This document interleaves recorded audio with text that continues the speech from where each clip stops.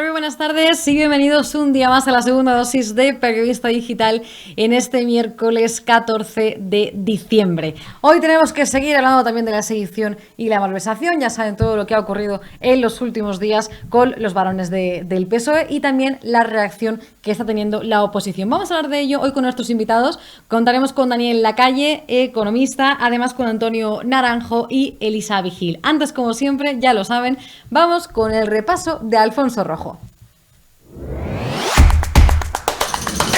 No sé si saben que los ayatolás iraníes pagaron durante mucho tiempo el teléfono de Pablo Iglesias. Financiaron también, y a la limón con los torturadores chavistas, la televisión del cónyuge de Irene Montero y el lanzamiento de Podemos en España. ¿Por qué recuerdo esto ahora?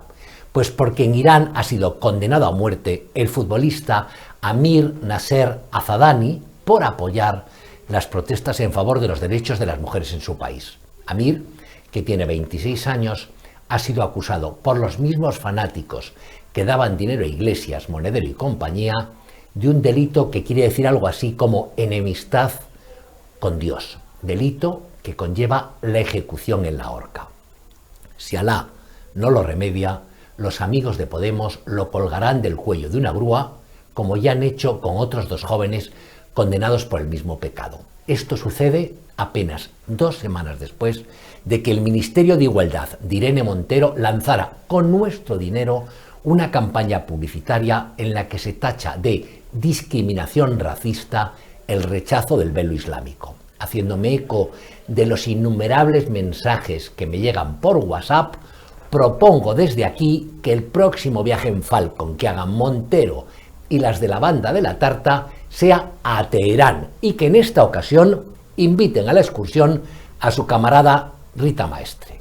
Como parte de la juerga, Rita y su panda podrían entrar teta al descubierto en alguna mezquita de la capital iraní y gritar algo parecido a aquello de arderéis como en el 36 para celebrar el 12º aniversario de la proeza que perpetraron en su día en una capilla de la Universidad Complutense. No les digo lo que les iba a pasar.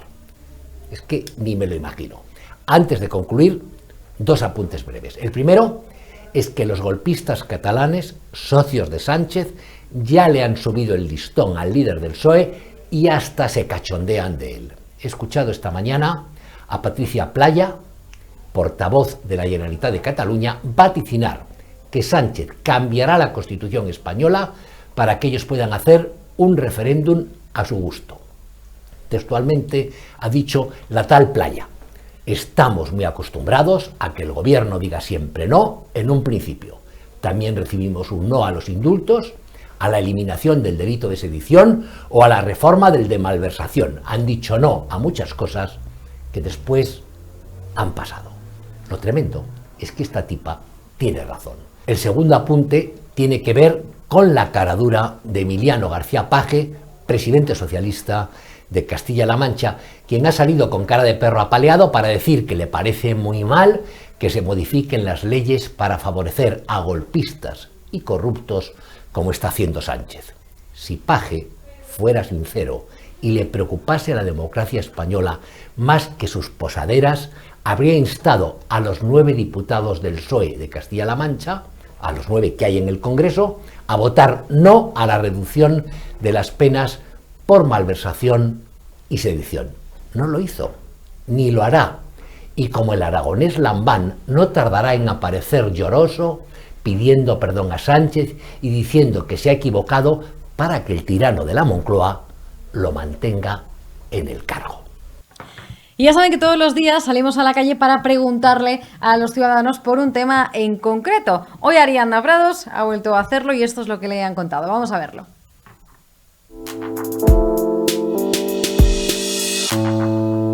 El de Pedro Sánchez es el gobierno con más ministros de la historia de España.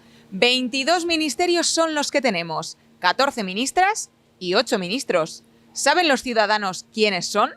Pues no. Marlaska, el Ministerio del Interior. Más o menos, sí. A casi todos. Conozco algunos, los más que salen en la tele, pero los demás no tengo ni idea. La ministra de Igualdad. Ni idea. ¿Sabe, por ejemplo, quién es la ministra de Justicia? La he visto en la tele, pero no me acuerdo ahora cómo se llama. No. Ahí no me acuerdo ahora mismo. Sí, a lo mejor por la cara lo veo, sí. Sí, pero no me acuerdo de su nombre. Ahora mismo no lo recuerdo. No me acuerdo ni de lo que he comido ayer, Pilar Llop se llama. pero sí, vamos, los conozco, sí. ¿Y sabe, por ejemplo, quién es el ministro de Consumo? Tampoco lo recuerdo. Pues lo he oído mencionar, pero no. No, ese no lo conozco. Sí, ese es Garzón, ¿no? Garzón. Ah, sí. ¿Y sabe, por ejemplo, qué ministerio encabeza Teresa Rivera? ¿El de los militares, puede ser? Ni idea, hija. Ahora mismo no sé quién es Teresa Rivera. Tampoco no lo conozco. No, Es el Ministerio de Transición Ecológica y Reto Demográfico. lo sabe, ni ella mismo lo sabe, yo creo. ¿Sabe cuántos hay? 22. Muchísimo. Como para acordarte de todos. Hacemos la comparación con Suecia o Noruega. Tienen muy pocos y dan muchas cosas. ¿Le parece mucho?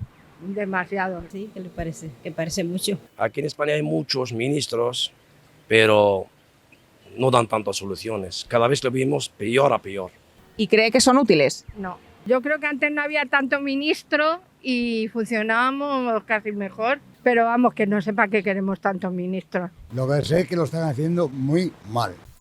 Gracias, Ariadna Prados, como siempre, por traernos lo que opinan también los ciudadanos de los asuntos que comentamos aquí en el programa. Ya saben que pueden comentar también de estos asuntos en el chat que tenemos ahora mismo activado en YouTube. Y si tenemos tiempo, pues algún día sí que nos da tiempo a leerlos, y si no, vemos el resultado genérico de la encuesta. Pero ya saben, yo les animo a que comenten y a que nos dejen su opinión al respecto de todo lo que estamos comentando en este programa, porque se trata de eso, de que podamos también tener también una charla, no solo nosotros con los invitados, sino también con los espectadores. Ya saben que todos los días también tenemos un pequeño repaso propio al que llamamos Lo que faltaba. La Unión Europea, tan beneficiosa para otros asuntos, se reveló como un club de inútiles cuando fue incapaz de entregar a España a golpistas malversadores como el fugado Carles Puigdemont, o cuando obligó a nuestro país a poner en libertad a asesinos en serie, etarras y violadores, asesinos, anulando la doctrina Parot, que tanto bien hizo la lucha antiterrorista en nuestro país. Hoy, por desgracia, añadimos a ese mito la confirmación de una sospecha, la de que un Estado islamista, como Qatar, ha conseguido sobornar a una serie de altos cargos socialistas y sindicalistas europeos, entre ellos a la vicepresidenta de la Eurocámara, la socialista griega Eva Kaili. Esta es la cuestión: si una dictadura islamista ha conseguido sobornar a una progre feminista, pero no a una cualquiera, sino a una archiconocida socialista que lleva en política desde hace 21 años, no podemos sino sospechar con fundamento ¿cuántos políticos, funcionarios o asistentes del Parlamento Europeo habrán sido corrompidos por potencias extranjeras con interés en ver a ciertas naciones europeas desgarradas y a la Unión Europea debilitada? Se puede poner el nombre también de esos países: China, las naciones iberoamericanas del Foro de Sao Paulo, los países del Golfo e incluso Rusia. Esto no es ciencia ficción. Detrás de declaraciones increíbles, como la de una socialista feminista con un futuro espléndido en favor de un régimen islamista, en la que la mujer es un ciudadano de segunda, como máximo, es elemental que se esconde la misma corrupción que puede llevar a alguien, por decir algo, a legislar en contra de la soberanía energética europea, a comprar gas fraqueado a los Estados Unidos, a asistir a las ONGs que se lucran con el tráfico de inmigrantes ilegales, a lisonjear al tirano Maduro, destruir las relaciones con Argelia o allanarse ante un golpe institucional llevado a cabo por un gobierno socialcomunista. Es elemental que hoy por hoy, mientras los patriotas europeos sean una minoría en el Parlamento Europeo, no podemos esperar apenas nada de Bruselas. Una corruptible Unión Europea jamás será esa institución que tantos españoles creen que bajará del cielo para detener en el último instante el asalto de Sánchez y compañía al Estado de Derecho. Nos irá mucho mejor si interiorizamos con urgencia que estamos solos y que la responsabilidad de defender la nación española solo es nuestra. Hoy Alfonso Rojo, el director de Periodista Digital, ha hablado con Daniel Lacalle, economista, que por cierto también es uno de los que apoyan esa iniciativa, esa asociación denominada Pie en Pared, que fue presentada el lunes en Madrid, a cuya presentación también acudió Alfonso Rojo y otras personalidades como Marcos de Quinto, Juan Carlos Girauta, Alejo Vidal Cuadras, Esperanza Aguirre y también otras personalidades. Vamos a ver lo que le ha contado Daniel Lacalle a Alfonso Rojo. Profesor Lacalle, ayer le vi por la tarde en el centro de Madrid poniendo pie en pared, ¿eh? Sí, efectivamente. Nos hemos unido un grupo de personas comprometidas para dar la batalla cultural, porque parece que en algunas partes del arco parlamentario no se quiere dar esa batalla cultural que es esencial para desmontar las mentiras de la izquierda más radical y del populismo, ¿verdad? Y la idea es recordarle a la gente que esto que se llama la cultura woke no es ni cultura ni muchísimo menos progresista, es fundamentalmente regresista, totalmente anti-libertad y una forma de censura y de cancelación y señalamiento que estamos viviendo todos los días con periodistas, con empresarios, con todo tipo de ciudadanos por parte de, además, una minoría, y que la mayoría sabe que tiene la razón y que la mayoría tenemos derecho a recordar que lo que hay que hacer es defender la libertad y luchar contra este avance constante de de lo que es ya un autoritarismo muy peligroso. Yo seguí todo el acto con enorme atención. Estaba en la parte de atrás y vi todas las intervenciones. Y veo como normal que en la presentación de algo tan importante como va a ser o como pretende ser Pie en Pared, aglutinar todo este pensamiento muy liberal, justo en un momento crítico de la historia de España, porque no se nos puede pasar por alto, llamando las cosas por su nombre, que estamos asistiendo a la perpetración, me parece que se dice así, de un golpe de Estado protagonizado por Pedro Sánchez y compinches. Pues yo vi referencias en las intervenciones, incluidas las tuyas, tuviste 2 o 3, a referencias al periodismo claudicante, porque es verdad, a las cadenas de televisión, no hubo ninguna alusión al sindicalismo marisquero, y lo entiendo, no le vamos a convocar a estas alturas a los sindicalistas para que vengan a luchar por la libertad. Recordemos que las 4 o 5 veces que se han manifestado, si no ha sido en favor de los terroristas de ETA, ha sido en contra del español en Cataluña y cosas parecidas, pero no vi ni la más mínima cita de lo que yo llamaría el capitalismo cobarde, los grandes empresarios, las grandes multinacionales en España o españolas, los altos ejecutivos del IBEX, porque a fin de cuentas, cuando hablamos de medios de comunicación y cuando hablamos de muchas cosas, es el mundo del dinero el que está detrás. Es decir, ¿por qué vamos a defender nosotros libertad de mercado cuando los mercaderes no se preocupan, digo yo, como simple espectador, ni siquiera de dar la cara? No ha habido ni un solo pronunciamiento en favor de la libertad o contra este horror que se nos está cayendo encima de los altos ejecutivos del IBEX o de los grandes magnates de la empresa española. Yo creo que yo hice una referencia que fue a decir aquello de, en un momento expliqué que cuando hablo con personas con cierto poder en este país, pues siempre te dicen, Daniel, esto dilo tú que puedes, ¿no? Y que ellos, como si ellos no pudiesen. Sí. Y sí pueden. Y yo creo que hay momentos en los que esa comprensible neutralidad y esa comprensible, pues posición diplomática con respecto a cualquier gobierno que tienen las empresas, hay momentos en los que ya llega a un punto muy peligroso, ¿no? ¿Por qué es un punto muy peligroso? Porque ya estamos en un entorno en el que el gobierno y sus socios, cualquier problema generado por las políticas del gobierno, inmediatamente le echa la culpa a las empresas. Lo estamos viendo con los supermercados, lo hemos visto con las eléctricas, lo hemos visto con los bancos, lo vamos a ver con todas, una detrás de otra. Es decir, que hay que ser críticos siendo respetuosos, y ser críticos y respetuosos es el fundamento de la libertad. No se trata de hacer activismo, pero tampoco se trata de entrar en una posición en la que niegues una situación y una deriva extremadamente preocupante precisamente para España, en aras de una, equidistancia que no debería existir en cualquier caso y que, por ejemplo, pues en otros países, sobre todo los anglosajones, no ocurre, ¿no? Yo creo que las empresas tienen que dar el paso adelante, y hay que decir también que las organizaciones empresariales y sobre todo también de pequeñas y medianas empresas lo están haciendo. haciendo, hay que reconocerlo.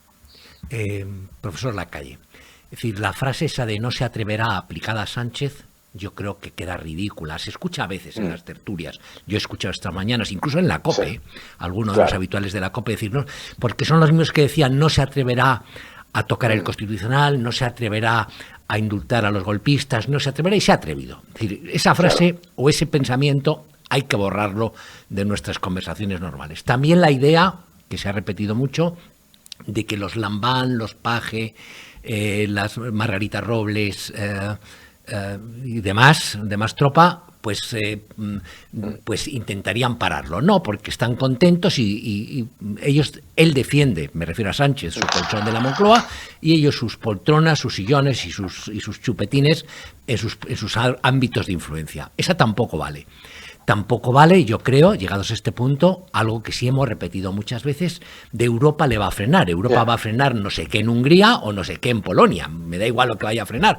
Pero aquí, esta alemana, la van der Leyen o como se llame, le hace hasta cucamonas a nuestro pequeño dictador. Entonces, la gran pregunta, profesor Lacalle, ¿qué hay que hacer? ¿Qué tenemos que hacer? Tenemos una sociedad civil acostumbrada a pensar que viene de Europa, viene de las instituciones independientes y que todo ese engranaje va a permitir que se evite la deriva totalitaria que pueda tener un gobierno. Y eso no es correcto. La sociedad civil, como en todos los países de nuestro entorno, tiene no solamente el derecho, sino la obligación de responder ante lo que es un asalto a las instituciones una detrás de otra. Hemos visto el asalto al Instituto Nacional de Estadística, hemos visto el asalto al CIS, el asalto a las instituciones que tienen que ver con la garantía de la separación de poderes, como es el Tribunal Constitucional, como son, o sea, no podemos pensar tres cosas importantes que has delineado tú, ¿no? Primero, la idea esta de el PSOE moderado, ¿verdad? Esto del PSOE moderado solamente se lo cree el PP, con todos mis respetos. Entonces, la idea esta de que un señor que aparece con cierta regularidad en la COPE, que es presidente de una comisión de una comunidad autónoma, va a votar en contra de lo que dice el partido, simplemente no tiene ningún sentido. Es que no tiene ningún sentido basado en la historia y en la realidad.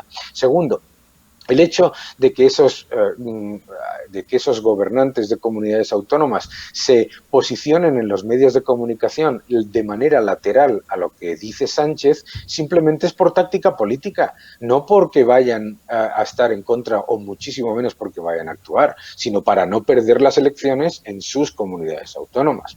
Y yo creo que el tercer factor es este de Europa. La idea esta de, Dios mío, ¿y por qué Europa no actúa? ¿Pero cuándo ha actuado Europa? Europa jamás ha actuado de manera proactiva o de manera, digamos, preventiva. No lo ha hecho nunca, no lo ha hecho con Grecia, no lo ha hecho con Portugal, no lo ha hecho con Hungría, ni lo va a hacer con España, por supuesto. Además, el gobierno de España siempre se escuda en que lo que está haciendo está en línea con la media de Europa y los burócratas de Bruselas no están para añadir o para poner en duda eso. Si les dicen, no, es que estamos cambiando la legislación de la malversación o de la sedición para adecuarla a la media de la Unión Europea, dirán, bueno, pues será así porque lo dicen ellos. Lo que tienen que hacer son los partidos de la oposición, los partidos y la sociedad civil, etcétera, recordar que eso es falso. Y no podemos esperar sentados a que la Unión Europea haga algo o a que haga la Unión o que lo haga, algún factor externo. O sea, aquí hay mecanismos para evitar este asalto a los derechos y libertades y a las instituciones, y esos mecanismos hay que ponerlos en marcha. Y la gente los tiene que poner en marcha. Los tenemos que hacer todos y hay que comprometerse, ponerse de perfil. Lo único que hace, para ponerse de perfil, lo único que hace es dar paso al totalitarismo. Ayer, y con esto concluyo, pusisteis en marcha Pie en Pared. Con respecto a lo que vosotros acabáis de lanzar, ¿qué tiene que hacer, qué puede hacer el periodista normal, el ciudadano corriente, el intelectual despistado? Bueno, no voy a apelar mucho a esos porque esos tampoco están ni se les espera. Pero bueno, ¿qué podemos hacer los demás? Es decir, el que no es en este momento miembro de pie en pared, ¿qué podemos hacer para darle impulso y lanzar esa idea, que es una idea genial, en mi opinión? Yo creo que lo que hay que hacer simplemente es defender la libertad. Hay que defender la libertad sin paliativos, hay que defender la libertad sin el más mínimo bueno es que. Hay que dejar ya de creer en la idea de que todo lo que está ocurriendo no va a tener consecuencias. Hay simplemente que darse cuenta de la gravedad de la situación, El asalto a las instituciones es absoluta y totalmente, no solamente inconstitucional, sino completamente devastador para nosotros, para nuestra economía, para nuestro bienestar y para la seguridad jurídica. Y eso, yo creo que simplemente es lo que todo el mundo ve, pues reflejarlo y no hacerlo desde un punto de vista. Aquí el error de todo es, bueno, mucha gente piensa, sí, lo están haciendo y es verdad que es horroroso y ya, pero es que si no vendría la derechona. Pero vamos a ver, ¿qué tiene que ver una cosa con la otra? Como si no hay todo un engranaje de partidos políticos y de personas defensoras de la Constitución y de las instituciones, que lo que pueden hacer es muchísimo para defender esas instituciones independientes que han sido la garantía de que España no haya caído en lo que es Argentina hoy. Y la Unión Europea no está para eso. Lo que está para defender las garantías, las libertades y las instituciones somos los ciudadanos. Y si los ciudadanos no lo hacemos, van a continuar asaltándolo, porque como tú bien dices, la idea esa de no se va a atrever es tan ridícula, es tan ridícula, que ya es que no es ni debatible. Muchísimas gracias, profesor Lacalle, ha sido un placer. Y todos un fuerte a poner abrazo. pie en pared. Muchísimas gracias, un fuerte abrazo. Una de las cosas que más nos interesa también en este programa es conocer qué opinan los analistas políticos sobre todo lo que está haciendo el gobierno de Sánchez, sobre todo ahora con esta reforma, la derogación del delito de sedición y también la reforma del delito de malversación. Hemos hablado hoy con Antonio Naranjo, él es analista político y también columnista del Debate. Antonio Naranjo, ¿ha terminado su tarea, su labor, Pedro Sánchez, o nos quedan más sorpresas, más disgustos, más sapos que tragar? Yo creo que acaba de empezar. Es decir, lo que tenemos claro, ya sé que parece, dice, joder, con todo esto ya acabamos, sí, pero tiene una explicación además. O sea, es que Pedro Sánchez ha vendido su alma al diablo y su supervivencia va a depender siempre de los mismos chantajistas que acaban de empezar a cobrar el botín. Con lo cual, la pregunta que hay que hacerse es si Pedro Sánchez puede ser de otra manera, y la respuesta es no. Con lo cual, si Pedro Sánchez sigue siendo presidente del gobierno esta legislatura y la que viene, seguiremos viendo cómo a todas estas vergüenzas, abusos, excesos que está cometiendo, deformando la ley, deformándolo todo a su antojo, serán el preámbulo de las siguientes. Y las siguientes serán, pues, aplicar los parámetros ideológicos de Podemos y aprobar de la manera que sea los parámetros territoriales de Esquerra Republicana de Cataluña y de Bildu, porque no tiene otra alternativa. O sea, Pedro Sánchez es el producto de una moción de censura con esos socios, es el presidente derivado de esos mismos socios y será el presidente producto de las exigencias de esos mismos socios, con lo cual él no tiene alternativa. La gente tiene que saberlo, que esto es el comienzo mientras Pedro Sánchez sea presidente. Bueno, pues sentada esa base y descartada la tesis que ha funcionado mucho tiempo, que ha circulado mucho tiempo, de que iban a ser los Lambán, los Page, los Ximo Puig, los Margarita Robles y demás colegas los que en algún momento le pararían los pies, sabemos ya que no, que son cómplices del asunto, o que el PSOE tiene un alma buena que en un determinado momento despertará, descartada también esa tesis. Solo nos quedaba en principio una que se ha repetido mucho, que es la de Europa. Europa le va a frenar. Ya sabemos que Europa no va a frenar nada porque no ha frenado nada en ningún sitio y nunca. Entonces, ¿qué debemos hacer? ¿Qué podemos hacer Bueno, o qué tiene que hacer la sociedad española? lo primero, no ponérselo tan fácil a Europa, pero no ponérselo tampoco tan fácil a las instituciones que aún sobreviven al desafío predemocrático de Sánchez. Es decir, aquí el Tribunal Constitucional, además de pelearse entre ellos, tiene que empezar a resolver con la urgencia que le pone a otras cosas los recursos que le pongan que afectan a los propios pilares constitucionales. Es decir, aquí el Parlamento tiene que impulsar por tierra, mar y aire todas las medidas necesarias para intentar al menos frenar la deriva antidemocrática de Sánchez. Aquí el Poder Judicial, el Defensor del Pueblo, en fin, todo lo que nos rodea y que financiamos tiene que hacer su trabajo, no se lo pongamos tan fácil. Y luego en Europa exactamente lo mismo. Europa tiene perfectamente previstas herramientas para evitar que se devalúen el Estado de Derecho en cualquiera de los países miembros.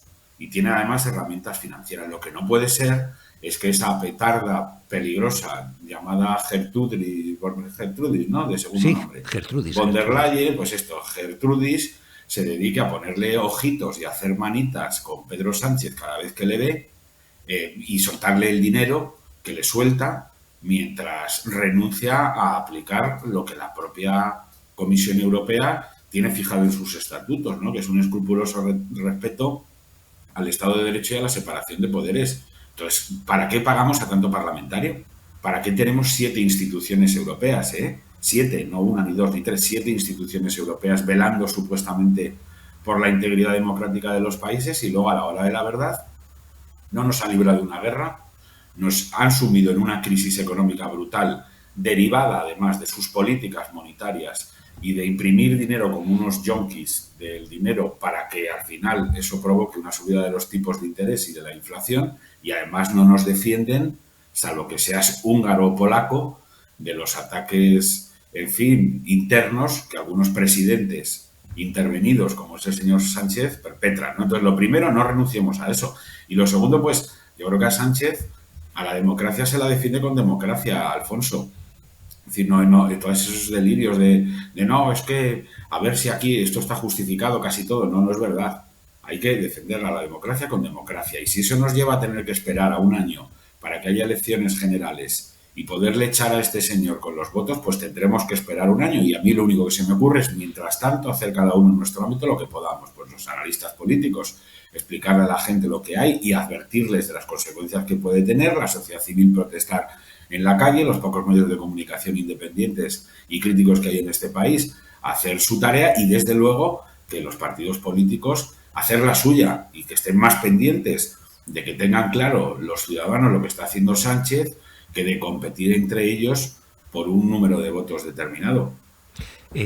Has citado las elecciones y ahí es la pregunta. Es decir, ¿tiene un desgaste electoral para Sánchez toda esta serie de tropelías que está perpetrando? Es decir, no ya los indultos, que quedan casi en el pasado, aunque son muy recientes, el cambio de la legislación, el cepillado del Código Penal y de la mano tendida a los corruptos, las pifias con las leyes que ponen en la calle a violadores, el escándalo del marido de Calviño, colocado a dedo y de mala manera, el que hasta, digo, y aunque toca un poco lejos, que los ladrones últimos en la Unión Europea encima sean socialistas, aunque la agencia EFE digan que son de derechas, que es otra cosa acojonante, pero bueno. ¿Tiene un desgaste, tiene un coste? Sí, claro que sí. Pedro Sánchez es un cadáver político, yo lo voy diciendo desde el primer día de su legislatura. Desde el primer día, desde que puso la moción de censura, Pedro Sánchez es un cadáver político, pero eso es lo que le hace peligroso, que tú sabes perfectamente que la gente que está, por decirlo de alguna manera, que es irrecuperable, es la que es capaz de hacer más cosas y más horribles para intentar, bueno, revertir ese destino, que a mí me parece un destino inevitable, ¿no? Y eso es lo que a mí me parece preocupante. Es decir, ¿qué es capaz de hacer Pedro Sánchez para revertir ese infortunio político que yo creo que tiene escrito en la frente? Y claro, después de haber visto que es capaz de anular el delito de sedición para aprobar a la vez el derecho al golpe de Estado, que es lo que significa eso. Es capaz de abolir porque es lo que ha hecho, el delito de malversación, para también aprobar en el viaje el derecho a ser un corrupto, es capaz de aprobar leyes que permiten a niños de 14 años pues empezar a cambiar de sexo y antes de ser mayores de edad hormonarse y mutilarse, que es una cosa que, en fin, cuando se la oímos a los regímenes fundamentalistas que van a hacer la ablación de clítoris a los niños, nos llevamos las manos a la cabeza, pues eso es lo que quieren aprobar estos tarados, es decir, aprovechar un momento en el que las dudas sobre nosotros mismos son más grandes para legislar en favor de perpetuar y hacer irreversible la transformación de esas posibles dudas en algo ya para siempre, ¿no? Esto es lo que están haciendo. Entonces, claro, si son capaces de eso, si son capaces de asaltar el Tribunal Constitucional con un fraude de ley como un piano, que es meter una enmienda en una proposición de ley que no tiene nada que ver con el asunto para cambiar los procedimientos de elección de los magistrados del Tribunal Constitucional, si a eso le añades que controlan el CIS, le añades que controlan buena parte de los medios de comunicación, le añades que también han tenido mucho interés en meter a los suyos en Indra, pues es razonable preguntarse si Pedro Sánchez va a ser capaz de respetar los procedimientos democráticos y electorales que, en fin, en una constitución como la nuestra, garantizan que el voto del ciudadano libre y real se traslade al recuento electoral, ¿no? Entonces, yo creo que tenemos que estar, no digo que eso vaya a pasar, yo hasta antes de ayer lo consideraba imposible, pero sí que creo que con este presidente tenemos que vigilarlo absolutamente todo, porque creo que es capaz de casi todo. Muchísimas gracias, Antonio Naranjo. Antes de despedirme, sí quiero recomendar desde aquí a la gente, a los que nos ven, que todas las mañanas lean tu columna en El Debate, porque es de lo mejor que sale en Prensa Española. Un abrazo y muchas gracias. Ay, pues muchas gracias, maestro. Un abrazo a ti. Cuídate. Cuídese, maestro. Y también es importante que hablemos de estos asuntos con sus protagonistas. Hoy Alfonso Rojo ha hablado con Elisa Pejil, diputada del Partido Popular y además pues, la integrante más joven de la Asamblea de Madrid.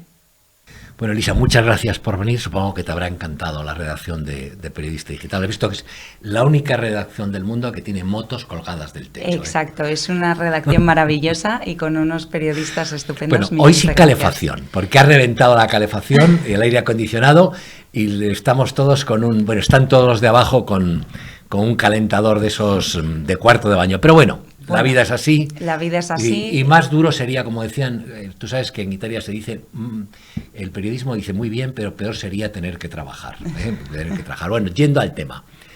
Te pregunto por qué esa actualidad rabiosa. Es decir, Emiliano García Paje, presidente socialista de Castilla-La Mancha y varón muy poderoso dentro del PSOE, ha salido de repente con unas declaraciones diciendo que no está de acuerdo con hacer concesiones a golpistas, a corruptos y legislar de acuerdo a como quieren los corruptos, los golpistas y los malversadores. ¿Y tú crees que es sincera esa declaración? Bueno, yo creo que esto es un golpe a la desesperada. Es decir, estamos viendo a un partido socialista roto, que ya llevaba roto mucho tiempo, porque tenemos por un lado que yo creo que hay que distinguir el Partido Socialista sanchista, y que son todos los que creen en su líder tremendamente autócrata, que es Sánchez, y luego yo creo que todavía hay reminiscencias de un PSOE que era constitucionalista, que creía en España, que fueron también padres fundadores de la Constitución del 78. Y ahora hay un grito a la desesperada. Pero, claro, ¿qué hacen? Es que se están jugando mucho, se están jugando también las elecciones autonómicas, se están jugando elecciones municipales. Es que en el 2023 hay que hacer 8.000 mociones de censura en España. Lo ha dicho Ayuso esta mañana. 8.000 mociones de censura. Hay que echar al socialismo, al comunismo, de todos y cada uno de los territorios, por pequeños que sean, en España. Y ese es nuestro deber, porque esa es la única manera de quitar realmente el poder al sanchismo, en este caso a Sánchez, y que por fin convoque elecciones y abandone la Moncloa. Eso sería lo que debería hacer. Pero bueno, sabemos que no se le da muy bien hacer lo que debe, sino lo que a él le interesa para mantenerse el máximo tiempo en el poder. Pero focalizamos siempre en Pedro Sánchez y no sería posible un fenómeno como el de Pedro Sánchez, probablemente el peor presidente que ha tenido nunca la democracia española, bueno, España, peor presidente de gobierno, para España me refiero, sin la colaboración, sin la connivencia de mucha gente, de los sindicatos marisqueros, de un empresariado, en mi opinión, bastante cobarde, muy asustado, me refiero al IBEX, muy asustado, y una sociedad que permite estas cosas, y sobre todo de un PSOE que aplaude con las orejas cualquier decisión que toma Sánchez. En el caso de Madrid, ¿hay divergencias entre el PSOE madrileño y Sánchez? Es una fotocopia. Juan Lobato es una mini fotocopia de Sánchez. Es Sánchez 2.0 en chiquitito y no defiende los intereses de los madrileños. Lo hemos visto, por ejemplo, con la Agencia Espacial. Lo hemos visto con que se imponga el impuesto del patrimonio, que es anticonstitucional. Que es que tú no puedes imponer desde el Estado impuestos a las comunidades autónomas y de algún modo ejercer una presión porque aquí se están bajando los impuestos y por lo tanto están viniendo empresas a apostar aquí. Claro, eso no es defender Madrid. Eso él pues se calla, se queda ahí, repite los mismos mantras en un tono más suave que Sánchez y ya está, pero es una auténtica réplica, por desgracia, no defiende a los madrileños, no le importan los madrileños, lo único que le importa es de la desgracia hacer política, porque cada vez que pasa cualquier desgracia en la Comunidad de Madrid, intenta emplearla para él hacer política. Bueno, hace poco vi un vídeo de él en el cementerio de la Almudena, que es para decir, mira, por favor, Lobato, un poquito de por favor, ¿no? O sea, cuando los madrileños no pueden llenar su cesta de la compra como lo hacían hasta hace muy poquito, cuando hay una inflación disparada, cuando la gente tiene dificultades para pagar la factura de la luz, cuando resulta que se está pasando mal en España, tú no estás defendiendo que pueda venir más riqueza a Madrid para favorecer a los madrileños. Eso es desinterés absoluto. Tenéis ahora pendientes los presupuestos, la aprobación de los presupuestos. ¿En qué situación está eso? Bueno, pues actualmente están debatiéndose los presupuestos en comisión, están todos los compañeros ahí dando el callo duramente en cada una de las áreas de gobierno y bueno, pues estamos expectantes, ¿no? A ver qué va a pasar, porque Vox hemos visto estos días que alegaba que había habido un error, cuando realmente han salido los servicios informáticos, los funcionarios diciendo que no había habido un error en la presentación de sus... exacto, decían que había habido un error informático y que sí, por ellos eso no presentaron los unas habían... enmiendas que no se aceptaron porque se presentaron fuera de plazo. Exacto. Y ellos alegan, Vox dice que hubo un problema informático y no ha habido un problema informático. No ha habido un problema informático. Pero es evidente que el PP necesita para sacar también los presupuestos a Vox. Es decir, alguna concesión habrá que hacer. Lo que ha planteado Ayuso esta mañana es una cosa muy sencilla. Estamos dispuestos a estudiar esas enmiendas e ir incorporándolas a lo largo de 2023. Pero ahora quizás no tiene tanto sentido echar la culpa a causas ajenas por las cuales no se han presentado los presupuestos. Creo que son unos magníficos presupuestos para los madrileños que van a suponer muchísimas mejoras en la vida y aparte de bajadas de impuestos que están contempladas, entonces son importantes. Es necesario que Vox se replantee en este caso su postura y de verdad apoye y ya veremos después cómo podemos colaborar. Pero Elisa, te digo desde fuera, como observador, si tú quieres el apoyo de Vox, algo tendrás que pactar con Vox. No, claro, sus enmiendas, oye, se les ha dicho, lo ha dicho la presidenta Ayuso, oye, las estudiamos y vemos de qué manera se pueden ir incorporando. Pero lo que no tiene sentido es que unos presupuestos que son buenos para todos los madrileños, para todos, pensados para ellos, diseñados única y exclusivamente para mejorar la atención primaria, los salarios de los médicos, para que el transporte siga siendo el transporte que tenemos tan increíble, seguir mejorando la educación, apostar por becas Erasmus, todo eso está en esos presupuestos y son muy importantes que salgan adelante. Pero, claro, hay que ser también, yo lo digo, en este caso adulto y maduro, y lo que no puede ser es echar la culpa a todos los demás, sino reconocer que bueno, puede haber un error humano y que hay que trabajar en ello. Ya se encontrará seguro una solución, estoy segura, porque hay que mirar por el interés superior que es el de los ciudadanos. Has citado de refilón a los médicos. ¿Cómo está la huelga? Porque tenemos una huelga que dura ya... Hay una huelga de médicos de atención primaria.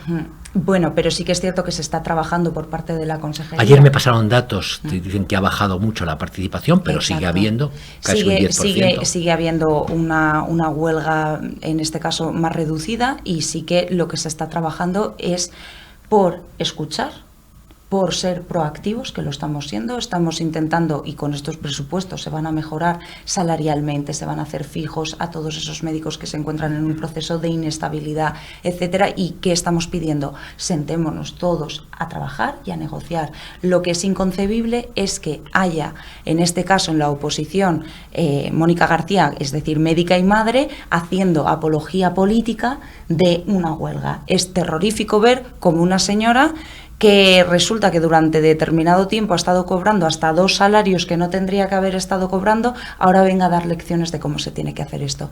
La presidenta está tremendamente concienciada con este tema, el consejero de Sanidad también, se están todos los días trabajando con los médicos, porque es que reconocemos que hay una falta de médicos y que tenemos que traer ese talento para que se quede aquí, pero tampoco se puede restar a otras comunidades. Tenemos que ver de qué manera el Estado, que tiene aquí una gran responsabilidad, puede ver de qué manera convalidar los títulos de medicina de otros países hermanos, como puede ser Hispanoamérica. Entonces, hay que trabajar en eso, hay que ver cómo podemos solucionar la falta de profesionales que tenemos y cómo seguir mejorando las condiciones de estos médicos. Por eso es fundamental aprobar estos presupuestos. Por eso es tan importante que la gente entienda que es que Vox tiene que apoyar estos presupuestos, porque si no está negando muchas mejoras como la de la atención primaria.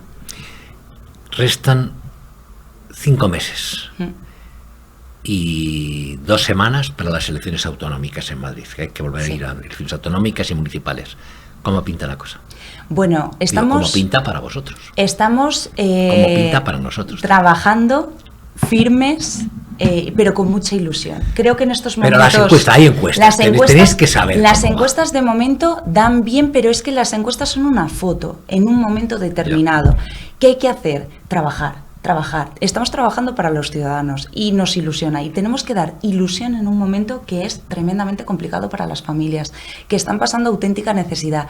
Es decir, lo que tenemos que darles es una esperanza que ante unas personas que son golpistas, que están rompiendo España, la están desmembrando, arrancándonos los órganos, los brazos, todas nuestras extremidades, es lo que se está dedicando este gobierno de Sánchez. ¿Qué tenemos que hacer?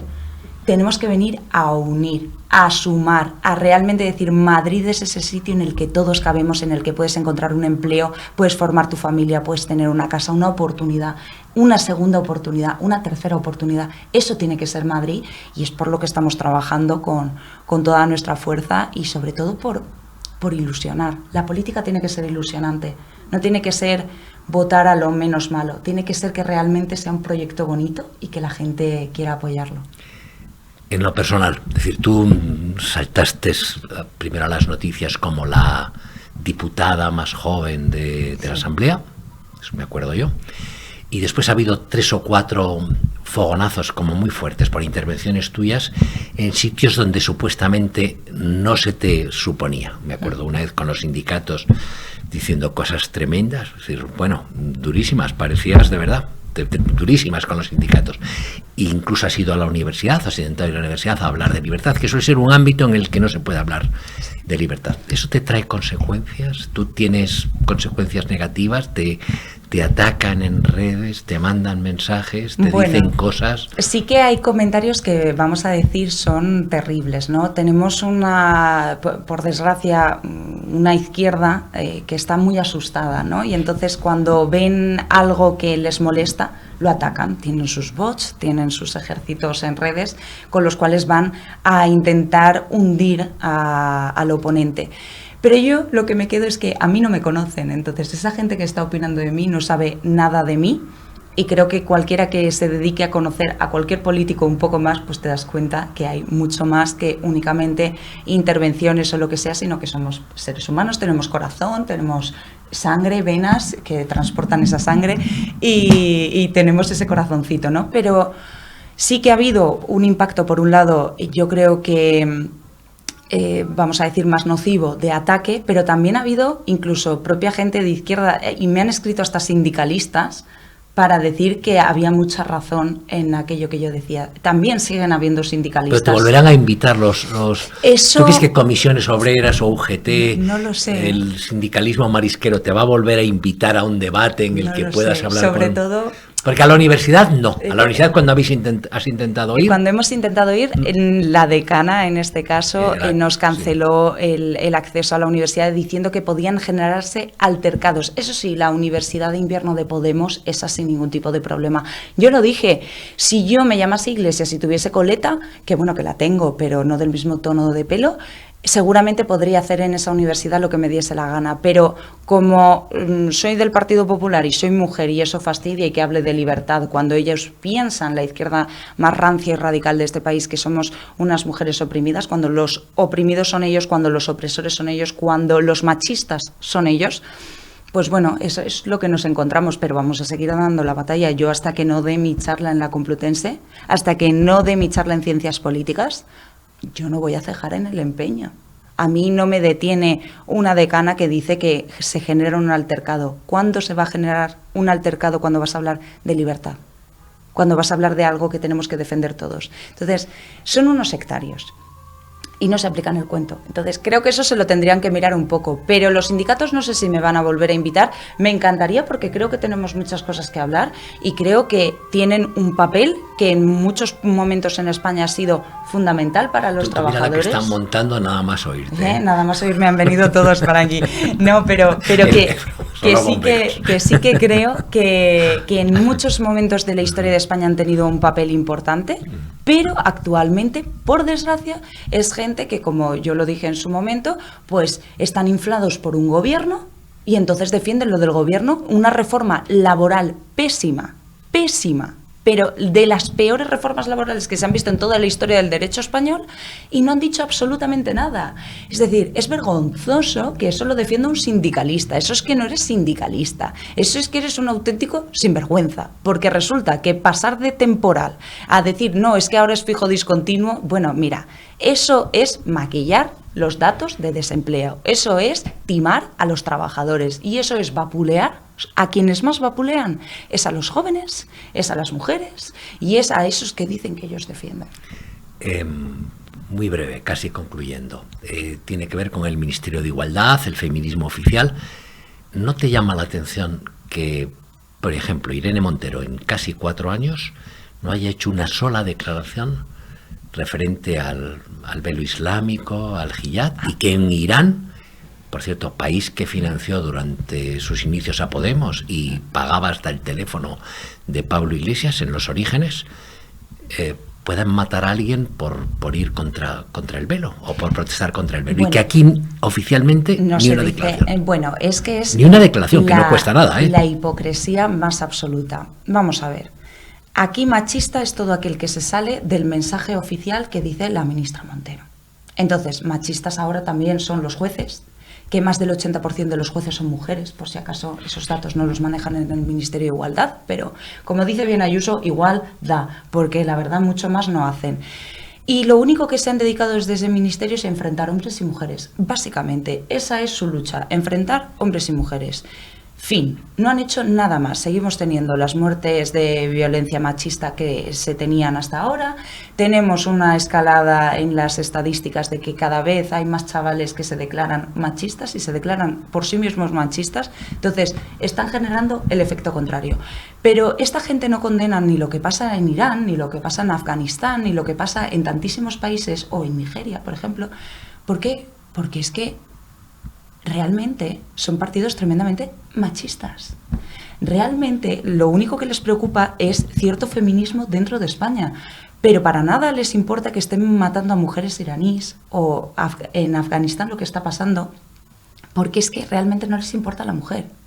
Recordemos que hay una foto vergonzosa en la que sale Mónica García, en la que sale Oltra, que tiene un exmarido violador de una niña, que estaba bajo la tutela de los servicios sociales de la Comunidad Valenciana, y una de las componentes en esa foto era una chica con un hijab. Es la foto de la opresión, es la foto de la vergüenza, y no dicen absolutamente nada. Entonces, ¿qué esperamos? Yo de esta gente no espero nada, porque realmente eso no es feminismo. Feminismo es luchar los derechos de las mujeres donde todavía no hay derechos. Es apoyar a esas mujeres en Irán, en Afganistán, en Nigeria. Es apoyar donde menos derechos justamente hay, válgase la redundancia, para que esas mujeres puedan salir adelante. Eso no les interesa, porque resulta que en España estamos llegando al absurdo que se dice felices fiestas en vez de feliz Navidad, pero sí que se dice feliz Ramadán. Y creo que es muy injusto, porque en esta semana que vamos hacia la Navidad, lo que hay que recordar es que es Navidad, que es la venida del Señor, que es el nacimiento de Jesucristo. Y si eso le molesta al señor Sánchez y a todos sus compinches, pues la verdad lo sentimos mucho, pero España, de momento, que yo sepa, y hasta entonces Europa, ha sido de tradición católica, y por eso nos hemos dado los derechos que nos hemos dado, los servicios que nos damos, y por eso la mujer está donde está también. Estos temas van a estar en la campaña porque da la impresión desde fuera, quizás con habilidad, porque tiene asesores mucho mejores que los que tenemos en un sitio como Periodista Digital, y tiene uno en concreto muy bueno, un asesor electoral muy bueno, Feijóo, en que el acento va a estar en la gestión y en la economía. Pero estos temas más culturales, los que tú has tocado al final, ¿estarán en la campaña en Madrid? Bueno, yo creo que actualmente se están dando todas las batallas, creo, porque además tenemos unos grandes presidentes, tenemos la Junta de Andalucía con Juanma, estamos en Galicia. Pero hay diferencias, en la percepción pública hay diferencias muy grandes. Pero al final es que somos el mismo partido, y lo bueno es que somos un partido variado y en el que cabemos todos, y en el que caben distintas opiniones, y en el que caben disentimientos también. Y creo que esa es la riqueza que tiene el Partido Popular, que no pasa actualmente en el Partido Socialista, porque quien disienta le cortan la cabeza automáticamente. Miremos lo que ha pasado. Todos los partidos son no, pero miremos lo que ha pasado hace apenas 3 días en el Partido Socialista con el único presidente que han tenido socialista de la Comunidad de Madrid. Entonces, Joaquín Medina. Hay ciertas cosas que eso, por desgracia, no debería ser así, ¿no? Y en el Partido Popular tenemos cada uno pues un perfil, y yo creo que eso es lo que nos enriquece, y vamos a dar absolutamente todas las batallas porque es necesario, porque la gente lo está pidiendo, pero también hay que entender una cosa: la gente lo está pasando mal y hay que priorizar, y tenemos que priorizar que las familias estén bien, con toda la que se viene. Que tenemos el gran hermano que nos está observando, ese gran hermano de 1984, ese famoso Orwell que decía que se meten en tus casas, que te controlan la calefacción, que te controlan lo que comes, que te están diciendo todo lo que tienes que hacer. Tenemos que generar 8.000 revoluciones en España, en las urnas. Tenemos que llamar a ese voto que sea el Partido Popular, y tenemos que sacarlos de todas y cada una de las instituciones en las que están, porque lo que tocan lo carcomen. Entonces, con ese fin, lo que tenemos que hacer es la revolución de las urnas. Tenemos que sacarlos de todas partes. En mayo de 2023 tenemos la oportunidad o de seguir escribiendo la historia de España, o de empezar, por desgracia, a escribir la historia sanchista, autócrata, de un presidente que ha hecho buenos a todos los presidentes socialistas que hemos tenido, y mira que han sido malos. Concluyendo, ya contigo solo. ¿Tú naciste en Asturias? Sí. ¿Dónde? En Gijón. En Gijón. De Asturias saltaste a Valencia. Así es. ¿De Valencia a Madrid? Sí. ¿Estás casada o soltera? Bueno, tengo novio y bueno, espero casarme pronto, ¿no? Para eso se tienen los novios, digo yo, aunque ahora no se sabe, pero bueno, yo para casarme. Muchísimas gracias. Encantadísima. Y estamos llegando ya al final del programa. Muchísimas gracias por habernos seguido un día más. Ya saben que mañana volvemos, como siempre, a las 8 de la tarde aquí en la segunda dosis de Periodista Digital. Les recuerdo que tenemos otras redes sociales en las que nos pueden seguir. Tenemos Twitter, tenemos Instagram, también tenemos TikTok. Si escriben Periodista Digital nos van a encontrar. Síganos allí para que no se pierdan todo el resto de contenidos que subimos también a estos canales. Suscríbanse a este canal de YouTube, denle un me gusta a este vídeo, si pueden dejar un comentario, compártanlo también para que podamos llegar cada día a más gente. Muchísimas gracias un día más por estar con nosotros y hasta mañana.